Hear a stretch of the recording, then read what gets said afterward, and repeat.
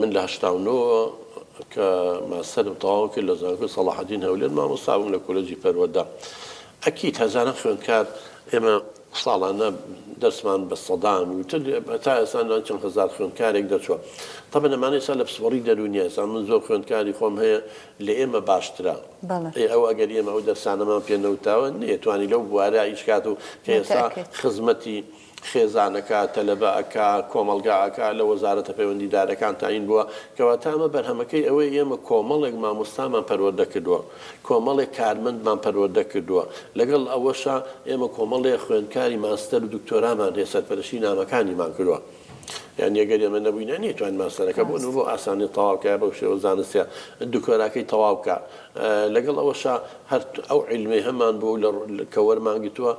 نزیکەی تقریباً 25 کتێبم نووسیوە، زۆر بەشی منهەجی جامیعەیە، یعنی خوێندرێت. ئەزەمکە ئێستا 3 کتێبی تر ئامادەیە بۆ چاپ. طبعا ئەوە سەرچاوێکی باشە، هەرچی خوێندکار هەیە زۆربیان کەیان بینم ئەڵێ یەکێک لەو سوودانی کە ئێمە بینیومانە چونکە تۆ دەستە پێ نەوتوین، بەڵام هەموو کتێبەکانی تۆمە راپۆرت و نووسین و بۆ تاقیکردنەوە بۆچی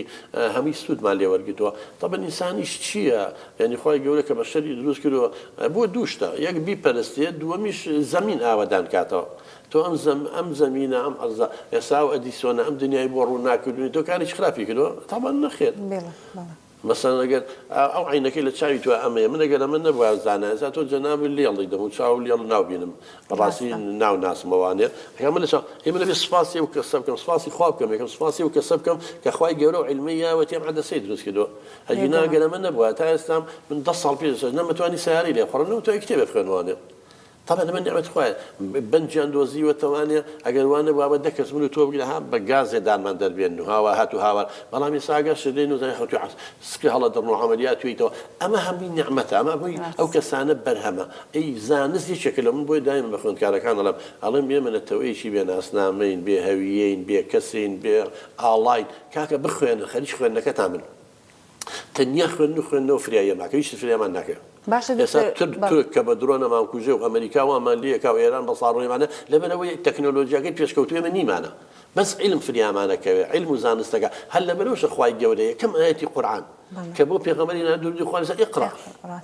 حديثي في غمر اطلب العلم من المهدي الى اللحد داوي يعني قال له شلون كاتل سلامك يتاوكم بردي الحد امرين بس بداخل ولا ايه ميسا خلق زانستكي بسوق دوا زود زارگنزیش بونی من دالتن